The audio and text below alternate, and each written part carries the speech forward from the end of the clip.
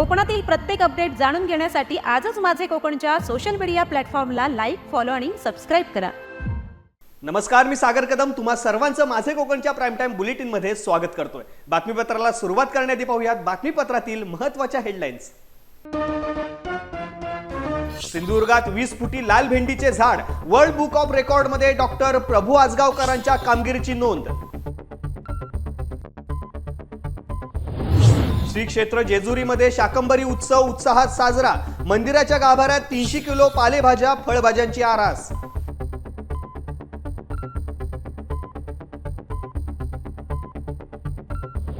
पाचडमध्ये राजमाता जिजाऊ यांचा 426वा जन्मोत्सव सोहळा संपन्न, सोहळ्याला पाचड ग्रामस्थ शिवभक्तांची उपस्थिती.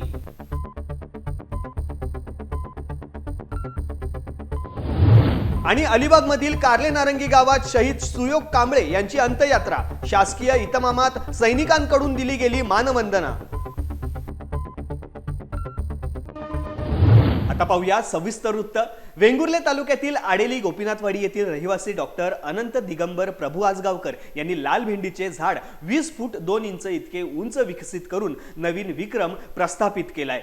कृषी क्षेत्रातील त्यांच्या या कामगिरीची world wild book of record मध्ये नोंद झाली आहे. याबद्दल त्यांचे कृषी क्षेत्रासह सर्व स्तरातून कौतुक होत आहे. मागील 22 वर्षे कृषी क्षेत्रात कार्यरत असलेला डॉक्टर आजगावकर यांनी लाल भेंडीचे जात स्वतः विकसित केली आहे. ही जात विकसित करण्यासाठी त्यांना 6 वर्षे कालावधी लागला. सध्या हे झाड 9 महिने वयाचे असून याचे आयुष्य सुमारे 1.5 ते 3 वर्षे असल्याचे डॉक्टर आजगावकर सांगतायत.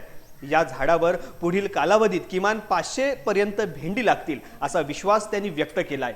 या जातीच्या केवळ बियांपासून झाड तयार होत नाही, तर त्यांनी 6 वर्षे कठोर परिश्रम घेऊन भेंडीचे झाड डोळे व कलम पद्धत वापरून विकसित केले आहे. पुढील कालावधीत 22 फुटापर्यंत हे झाड विकसित करण्याचा मानस डॉक्टर आजगावकर यांचा आहे. ही संकल्पना माझ्या डोक्यात अशी आली की रानभेंडी जी आहे ती भरपूर पौष्टिक होती आणि पण लोक ती खायला घाबरत होते. मग माझ्या असं लक्षात आलं की मी याच्या अगोदर माझा पहिला पॅटर्न होता 530 नंबरचा, तो पॅटर्न आणि रानभेंडी ही दोन्ही मी क्रॉस करून ही भेंडी मी तयार केली. ही भेंडी तयार केली अशासाठी की लोक ते खायला घाबरता नाही, म्हणजे लोकांच्या मनात एक भीती असते, बाबा काहीतरी खाऊन होईल अशी एक भीती असते. आणि माझ्या मनात असं लक्षात आलं की आदिवासी जे लोक आहेत ती ह्या भेंडीचा मोठ्या प्रमाणात वापर करतात. तुम्ही नेटवर गेला तरी तुम्हाला समजू शकतं काय काय रेसिपी बनवली जाते आणि त्यांच्यामुळे त्यांचे आरोग्य किती खणकर असतं हे माझ्या लक्षात आलं. एकंदरीत मी हे करता असताना असं लक्षात आलं की बाबा हे आपण केलं तर आपल्या देशासाठी महत्त्व मोठं वाढेल. कारण कसं, एक तर अर्थव्यवस्था ही सुधरेलच, पण आरोग्यव्यवस्था सुधारणं हे सगळ्यात मोठं असतं आपल्यासाठी. आणि त्याच्यामुळे मी हे केलं. पण मला एक अडचण मोठी आली की ह्या बियापासून लागवड होत नव्हती. मग ही बियापासून लागवड होत नसताना मी आता म्हटलं काय करायचं, कसं करायचं हे मला शोधण्यासाठी जवळजवळ 6 वर्षे गेली. मला कलम पद्धतीची सगळी माहिती आहे, मी स्वतः कलमावर करतोय आणि सगळं कुठच्या जातीची कलमावर कुठच्या जाती करणं मला हे आवड आहे आणि पहिल्यापासून हा छंद असल्यामुळे हा जोप असतो.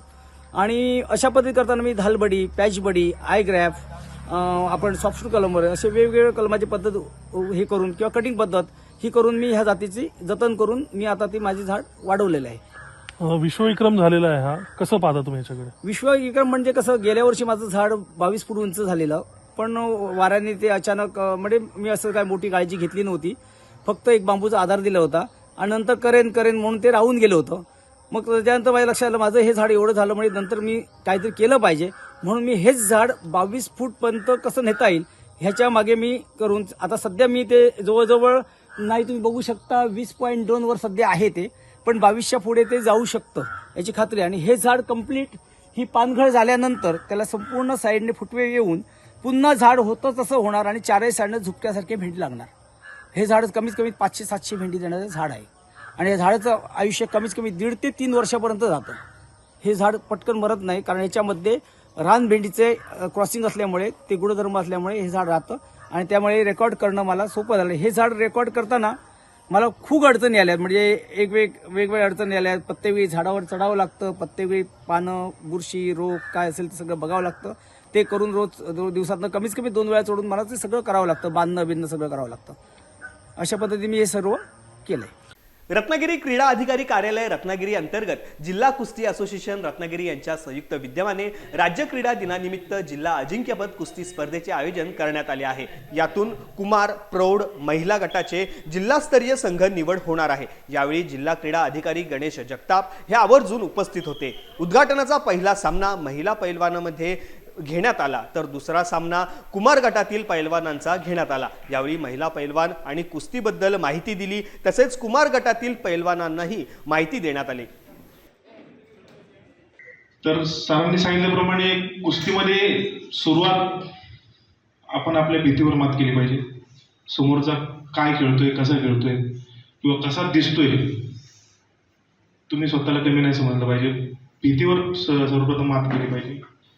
आणि मी पुण्यात असताना माझे सर म्हणायचे, माझे कोच भेटले त्यांचे, की कोकणामध्ये लाल मातीतले लोक आहेत, त्यांच्याकडे एकदम रॉ टॅलेंट आहे, शरीराने म्हणजे लाल मातीत असल्यामुळे त्यांचं कॅपॅसिटी म्हणा, स्ट्रेंथ जास्त आहे त्यांची, तर त्याच्यामध्ये त्यांच्यावर थोडंसं काम केलं पाहिजे, टेक्निकली थोडंसं आहे ते केलं पाहिजे। आणि शालेय स्पर्धेमध्ये याच्यापेक्षा जास्त स्ट्रेंथ होती, आपण 150 मुलं खेळत होते, आज थोडे कमी दिसत आहे, पण कुस्ती वाढली पाहिजे आणि तुमचं सर्वांचं मुलाचं योगदान आहे यामध्ये। तर पुढील स्पर्धेसाठी तुम्हाला मी शुभेच्छा देतो आणि माझे 2 शब्द थांबवतो। नमस्कार, मी साई नागरे, चिपळूण तालुका रत्नागिरी जिल्ह्याकडून खेळतो। जवळपास 5-6 वर्ष खेळतो आहे आणि आम्हाला चिपळूण आणि रत्नागिरी असोसिएशनतर्फे खूप चांगली मदत होते। आमच्या बरोबर सगळी मुलं प्रॅक्टिस करतात, आम्हाला शरीराचं व व्यायामामुळे सुदृढ राहतो आम्ही आणि असोसिएशनतर्फे आम्हाला खूप मदत होते। धन्यवाद। मी कमल नितोरे, गेली 10-12 वर्ष मी कुस्ती या क्षेत्रामध्ये आहे आणि मी रत्नागिरी जिल्ह्याचं नेतृत्व करते। दरवर्षी मी स्टेट लेवलपर्यंत खेळलेले आहे, त्यानंतर युनिव्हर्सिटीमधून सुद्धा मी नॅशनल लेवलपर्यंत मजल मारलेली आहे आणि आमच्या जिल्ह्याकडून आम्हाला मदत होत असते। जिल्हा क्रीडा अधिकारी कार्यालय, आमचं जिल्हा कुस्ती समिती यांच्याकडून आम्हाला वेळोवेळी चांगली मदत होत असते आणि त्यामुळेच आम्हाला पुढे जाण्याची संधी मिळते। त्यामुळे या सर्वांचे मी मनापासून आभार मानते आणि अशाच मदतीची मी अपेक्षा करते। थँक्यू। श्री क्षेत्र जेजुरीमध्ये श्री खंडोबा सोबत म्हाळसाई आणि बाणाई असल्याने या मंदिरामध्ये आज शाकंभरी उत्सव उत्साहात साजरा झाला। पौष महिन्याच्या शुक्ल पक्षातील अष्टमीपासून पौष पौर्णिमेपर्यंत शाकंभरी उत्सव साजरा केला जातो। त्यानिमित्ताने मंदिराच्या गाभाऱ्यात फळभाज्या आणि पालेभाज्यांची आरास करण्यात आली। पौराणिक कथेनुसार जेव्हा पृथ्वीवर प्रलय आला होता, सर्व अन्नधान्यांची टंचाई होती, तेव्हा त्रैलोकातील दुःख पाहून ऋषींनी मातेची प्रार्थना केली। मग शाकंभरी देवीने भाजी आणि वृक्षवेलींच्या रूपाने विश्वाचे पालन पोषण केले आणि विश्वाचा नाश होण्यापासून वाचवले। त्यामुळे शाकंभरी उत्सवाच्या काळात हिरव्या पालेभाज्या, फळभाज्या आणि शेंगवर्णीय भाज्यांची पूजा केली जाते आणि त्याचा प्रसाद भाविकांमध्ये वाटला जातो। यासाठी साधारण 300 किलो पालेभाज्या, फळभाज्या व शेंगवर्णीय भाज्या वापरण्यात आल्या। सदरील आरास नित्य वारकरी, पुजारी वर्ग, कर्मचारी, सेवेकरी वर्ग यांनी केली। अखंड महाराष्ट्राचे कुलदैवत असणाऱ्या जेजुरीच्या खंडेराया येथे उद्या असणाऱ्या पौष पौर्णिमेनिमित्त श्री खंडोबा मंदिरात भाविक भक्तांनी आजच मोठ्या प्रमाणात गर्दी केली आहे व जेजुरीत भरणारा ऐतिहासिक गाढवांच्या बाजारानिमित्त खरेदी विक्री करणाऱ्या व्यावसायिकांनी देखील गर्दी केली आहे।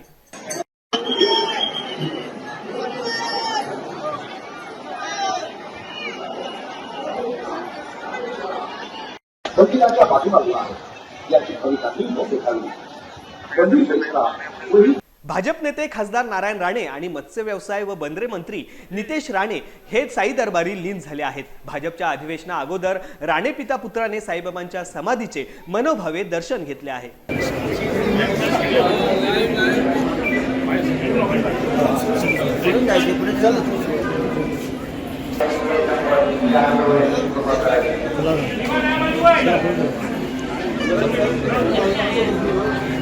मुंबई सोलापूर वंदे भारत एक्सप्रेसवर दगडफेक झाल्याची घटना ताजी असतानाच अज्ञात इसमांकडून पुन्हा मुंबई चेन्नई एक्सप्रेसवरती दगडफेक करण्यात आली आहे। अवघ्या 10 दिवसात अशी घटना घडल्यामुळे आरपीएफ आणि लोहमार्ग पोलिसांच्या गस्तीवरती प्रश्नचिन्ह निर्माण झालं आहे। या दगडफेकीत विकलांग डब्यात बसलेल्या एका प्रवाशाला किरकोळ जखम झाली असून त्याला तात्काळ प्रथमोपचार देण्यात आले। अनिकेत लहामुने असे जखमी व्यक्तीचे नाव असून तो पुणे ते कुर्डुवाडी असा प्रवास करत होता। या दगडफेकीमध्ये मोठी हानी झाली नसली तरी रेल्वेच्या काचा फुटल्या असून प्रवाशांमध्ये भीतीचे वातावरण निर्माण झाले आहे। याबाबत अज्ञात इसमाविरुद्ध गुन्हा नोंद करण्याची प्रक्रिया सोलापूर लोहमार्ग पोलीस करत आहेत। रायगड जिल्हा परिषद आणि पाचाड ग्रामस्थांच्या संयुक्त विद्यमाने पाचाड येथे राजमाता जिजाऊ यांच्या प्रतिवर्षी पौष शुक्ल 1 शके 1946 जन्मोत्सव सोहळा आज सकाळी 10 वाजता मोठ्या उत्साहात साजरा करण्यात आला। यावेळी राजमाता जिजाऊ यांच्या समाधीस्थळी अभिषेक पूजन आणि आदरांजली वाहण्यात आली। या कार्यक्रमाला रोजगार हमी योजना, फलोत्पादन, खार विकास मंत्री भरत गोगावले, महाड पंचायत समितीच्या गटविकास अधिकारी स्मिता पाटील, पाचाड ग्रामपंचायत सरपंच सीमा बेंदुगडे, पाचाड ग्रामस्थ रघुवीर देशमुख, अनंत देशमुख, माजी सरपंच जितेंद्र खातू, जिल्हा परिषद माजी सदस्य मनोज काळीजकर आदी शिवभक्त उपस्थित होते। तर पाचाड येथील जिल्हा परिषद शाळेचे विद्यार्थी देखील हजर होते। निधी सुद्धा त्यांनी जिल्हा परिषदेच्या माध्यमातून दिलेला आहे। तर अशा पद्धतीने हा जो कार्यक्रम होतो, हा कार्यक्रम यशस्वी होण्यासाठी महाराष्ट्रभरातनं अनेक शिवप्रेमी, जिजाऊप्रेमी येत असतात। आम्हाला जेवढं शक्य आहे त्याप्रमाणे इथे पूर्वी पुण्यतिथीचा कार्यक्रम केला जायचा, आता आम्ही त्याचा जयंतीचाही कार्यक्रम सुरू केलेला आहे आणि त्या अनुषंगाने आज बऱ्यापैकी लोक जमा झालेले आहेत। मला समाधान वाटलंय की एवढी लोक शक्यतो कधी येत नसतात, परंतु हळूहळू लोकांप्रती जी काय आवड निर्माण होऊ लागलेली आहे या शिवशाहीबद्दल, आणि म्हणून करता आज आम्ही जे काही शिवभक्त इथं आलेलो आहोत, जिजाऊ माँसाहेबांच्या समाधीच्या इथे सगळ्यांनी दर्शन घेतलेलं आहे।